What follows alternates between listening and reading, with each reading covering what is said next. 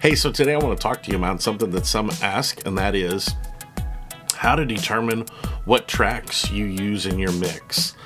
First of all, I want to say, man, I'm excited to hear that you're using click tracks, and I'm excited to hear that you're actually using enhancements. You know, in the day and age that we live in, especially if you are a small church that is kind of coming into your being and all, and you know, with that being known, sometimes we're not as blessed to have super accelerated musicians right out the gate, and so these are great tools to be able to use, and again, I'm excited to see that you're using them. So let's just talk about how you kind of determine what you use in your mix. In a song, obviously in the multi-tracks that you get, you've got everything there at your fingertips. And so sometimes it can be a little overwhelming.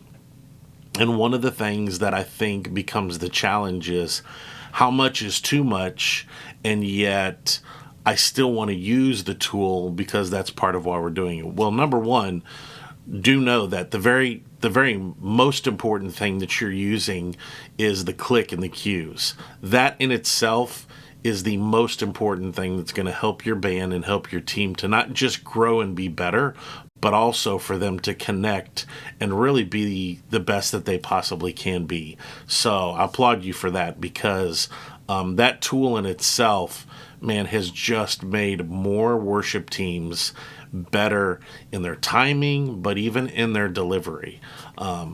Now, as for the enhancements, the kind of things that I'm normally looking at, I'll tell you, our worship team, we've got, just to give you an idea on our platform, I have a very solid, strong guitarist, electric guitarist, who can play rhythms, but also is very good at being able to play leads. We've got a great bass player, got a great drummer. I myself play keys, but then we've got an acoustic player, and then we normally have anywhere from 3 to 4 vocalists. And so you may say, well, man, you don't need anything. You've got it all. You would think that. But in a lot of these songs, like, there's a lot of extra enhancements. There's a lot of extra, nowadays there's a lot of extra keyboard parts that it is hard to just, as one keyboard player, to be able to cover all of that. And even guitarist, I mean, if you've looked at any of these tracks nowadays that come out, there can easily be in a Bethel song or in a in an elevation song, you can have anywhere close to easily 2 guitars all the way up to, I've seen 8 electric guitar tracks, and that's just electric guitar tracks. And then sometimes you have acoustic stacks where you'll have 1 or 2 different acoustic guitars. And so yes, there's a lot that's out there. And here's the thing, all of those things actually create the color of the mix itself. You'll find that they're the very thing that, like, when you try to perform some of these songs and play them back just with your team in their simplicity, sometimes there is that frustration of, man, it's just not sounding the same, or it doesn't have the same energy. And a lot of the reason why that is because you're missing some of those elements. So again, our team, even though we have that many players, we still run several track enhancements. So here's what I do.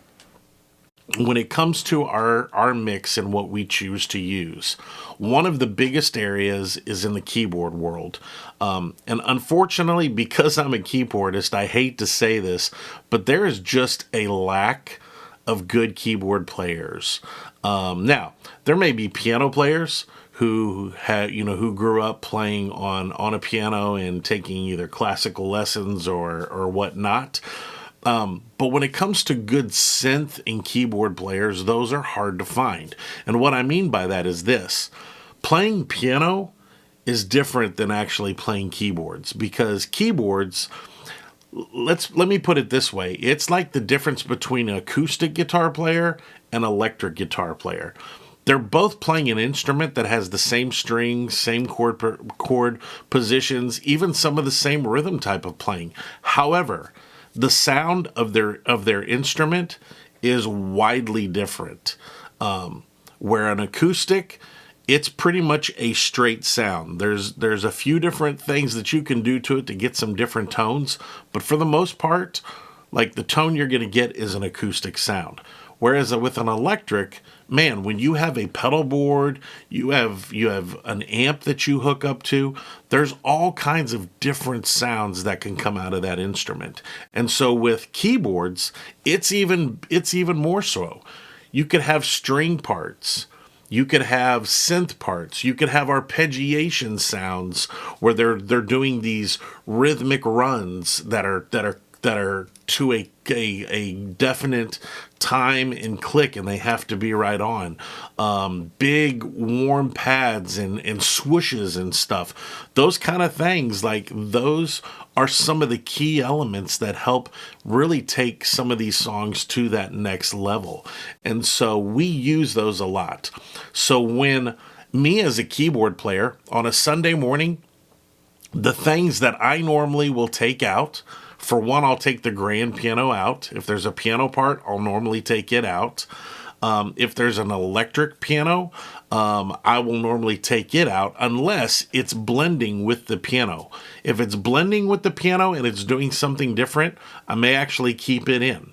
But when it comes to like synths that are doing any type of beat or time or pulse based thing, I keep those in. When it comes to strings, believe it or not, strings, I'm hesitant about even taking those out if they have been truly orchestrated. If they've been orchestrated and they are string parts that have been broken down into parts, I'm going to probably keep those in because an average keyboard player cannot cover that kind of stuff. Normally doesn't even think that way. It doesn't think like an orchestration. Most synth players that are kind of beginners, you give them a string patch and they literally play it as if it was a piano, and it just doesn't sound the same. Another one is organ sounds. Organ sounds is listen, to play an organ, there's a style to it that not a whole lot of keyboard players are able to do. Now, I'm saying all of this to say you may actually be blessed and have that. And if so, then man, don't hinder your players from having the opportunity to actually play them in the live service. With that being said, one of the things that I live by, and we live by, that we teach worship teams is this: the tracks are never to take the place of people. You should never use tracks to replace people. Okay? Like tracks, all they are is they're part of the band. They're a part of what we're doing. And we only use them because we don't have those actual physical players to be able to play those parts. So we'll bring them in. But if I've got a musician who can actually play those parts, dude, I'm not going to keep them from being used because that's what we're looking for. So that's something to remember. Like if you're not careful, what can happen is you could be a starting church and you don't have a drummer. So you're putting the drum tracks in, which is great because if you don't have a drummer, man, it's going to change what you're able to do and how you're able to approach certain songs. However, think about this. If I was coming to your church all the time and maybe I brought a friend who was a drummer and he started coming to the church, but he never saw a drum kit on stage, but yet he hears drum tracks all the time. He may in his mind think, I'd love to serve here, but they'd prefer to use tracks. And so I'm not going to let him know that I'm actually a drummer. You see how you can actually keep yourself from being able to find those musicians? So if it was me, I would go ahead and put a drum set up on stage with the hopes that we can find ourselves a drummer who could come in and actually start playing and being a part of the team. So that's something to think about. Be careful that you're not creating ways to keep yourself growing as a team. Okay. All right. So with those synths, things that are super important is here's what I would do. When it comes to any musician, the first thing you need to do is you need to determine what your player is actually able to play and cover. If you have a keyboard player who really can only play certain parts, maybe they're just good at only just playing the foundational chords, then what you might want to do is give them just the piano part. That's giving them that foundational chord, or maybe even a piano that has like a pad layered underneath it. But when it comes to like if the song has a melody line to it and it needs to have a piano that's playing that out, or even another type of synth, that may be something that's difficult for your musician on keys to be able to do. And so you might want to leave those parts in. But however, you may actually have ones that are gifted to do that. And if so, then let them cover those parts and you can take those parts out. One of the things that's super important when it comes to keys players, our keys players, their main priority and need in service is, yes, to play with us in the songs, but even more so, what I need a good keyboard player for is in the transitions. When we come to the end of a song and the track finishes, and let's say we decide we're going to actually go a little bit further in the song and maybe cover the chorus again in more of a mellow form, man, I need a keyboard player who can play those chords with like a pad tone underneath it that helps create a nice presence for us to continue to be able to carry that song out. Even a guitarist, a good guitarist who can pick, who can play good open chords, maybe have a nice layering tone in their guitar, can be used in something like that. Those become super important. And so when I'm trying to determine some of those decisions, those are the kind of things that I'm looking for, especially in the keyboard position. Let's talk about guitars. Guitar tracks, man, trying to choose those can sometimes be tricky because, again, like I said earlier, man, you can have 8 guitar tracks to choose from. Sometimes it's a rhythm, jung, jung, jung, jung, jung, jung, jung, jung, jung. Sometimes it's these open little licks that ring out, that have all these tones to them. Nowadays, a lot of guitarists are able to even create a synth sound that is super broad, that has almost a pad layer underneath it. So these kind of things, you need to kind of like actually talk with your guitarist. And again, the first question I would ask them is, what is it that you feel comfortable covering? Are you strong in playing leads? If so, then man, we want to give you the leads. I would prefer, if I had a good lead guitarist, which I do, I keep him open to be able to cover those leads all he wants. And I will let you know this. A lot of leads nowadays are layers. Some of lead parts have multiple guitars playing those. And so even my guitarist will sometimes say, hey, leave some of those lead parts in and I'm going to layer on top of them with a different type of tone because we need that. So that becomes a question for your guitarist. Now, if your guitarist is beginning and they're really more comfortable with just rhythm, bingo, then leave those leads in and don't let him stress or her stress about that. Let those lead parts and those parts still be in there. Even some of the coloring parts, let them be in there and let your guitarist do more of the rhythm and the chordings that are happening within the song. Okay? When it comes to percussion and loops, man, I'll tell you this. You're probably not somewhere where you have a good percussionist. A good percussionist is hard to find. And that is somebody who's going to be carrying a lot of good tambourine. And listen, I'm not talking about the tambourine of Miss Jones who's sitting out in the sanctuary who brings her tambourine every week, and you hope that it's not too loud or it's not offbeat. No, I'm talking about somebody who really knows how to lock in with a drummer. Okay, a good percussionist is going to do a lot of suspended cymbals, sometimes conga, bongo rhythm parts in it, shakers, a lot of auxiliary stuff. You just don't normally see that in a lot of churches. If you have one, man, take care of him well, because I tell you, a good percussionist is a gift to a good drummer. And a good drummer will know, I need that percussionist. They will learn how to respect each other because they both know they need each other. So with that being said, we hear that a lot of days in a lot of these tracks are these extra percussion tones, loops, where you may have a beat that has kind of an effect to it or something. Those kind of tracks you leave in. Let those be supportive, because you're not going to be able to do those live. It's going to be hard to make those happen on the fly and be within rhythm. So we leave those in when it comes to ours. Here's the last one I want to touch, and that is your background vocals. Now, not all tracks have these, but there are a lot of tracks nowadays that come with background vocals.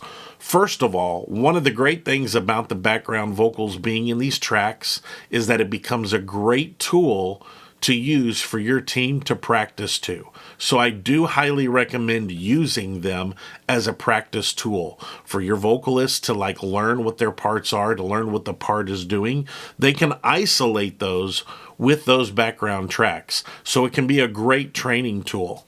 However, when it comes to using them in your mix, they can also be a blessing. And let me explain that, because right off the bat, a lot of times what happens is people kind of take it personal. Some vocalists do and go, well, why do we need those? That's why we're up here. We're singing, we're good, we can do it. I get that. However, there's a couple of things that you need to take note of, and that is this. First one is this. You may have 3 or 4 vocalists, but you may not have 3 or 4 really strong vocalists. And when you have a strong band that's delivering, you need strong vocals to be able to match that. And so using background vocals to layer underneath your live vocalists can actually make them sound better, can make them sound stronger. Listen, I've been singing and leading for several years, okay? And yet I still use background vocals to layer underneath myself, because I know it just makes the vocal palette stronger and it makes it better. Okay, here's another one. Here's another reason why I recommend them, and that is this. If your vocalists sometimes have challenges remembering their harmony parts, and maybe they're not strong at learning how to hear those and stick with them, those background vocals can help give them placement when they're singing live and hearing it and going, oh, I was supposed to be following that. That's where the part's at. It's a good reminder, and it gives them some direction to it, so it can help them out, okay? Lastly is this. This is a tip that I want you to know, and that is that a good full vocal mix, it encourages your congregation to sing out. And here's what I mean by that. Years back, there was a song that the Newsboys did that was off of one of their worship albums, and it was the song He Reigns. And in the mix, it had this really big choir that was singing with it that almost had a crowd sound to it. And we were going to do it that Sunday.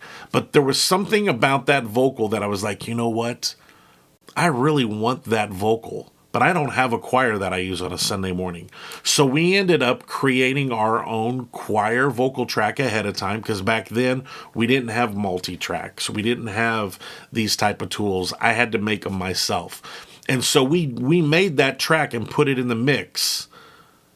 I was shocked that Sunday.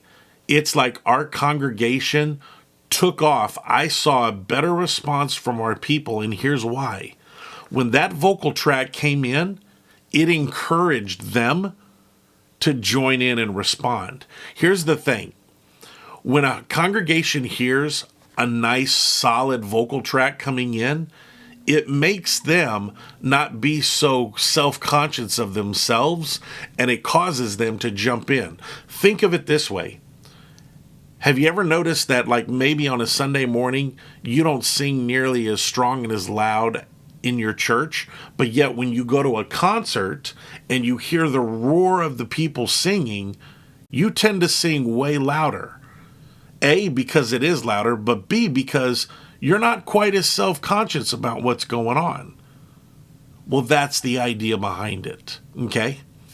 So in all of that, one of the things to remember when it comes to using extras and enhancements, sometimes as musicians, we get a little self-conscious with it and we think, yeah, but people are going to think that we're faking it, that we're just playing to tracks, that we're really not that good. Here's the deal. Most people have no clue. They couldn't tell you what is actually being played live and what's not being played live. However, here's what people do know. The non-musician and the non-singer does know this. They know when music has a good sound, and they know when music is missing something, because they listen to stuff all the time. Some of your church members, they actually listen to these songs. And when they come on a Sunday morning and they're not necessarily hearing them the way they've been used to, believe it or not, it will affect them. And so what we're doing is we're helping deliver the best product that we possibly can. And there's an intention for that, because it's what causes people to engage. And that's our number one goal, is to get people to engage on a Sunday morning. So, with that being said, think about your mix. Think about how you use these tracks, because they can be very helpful to your mix overall.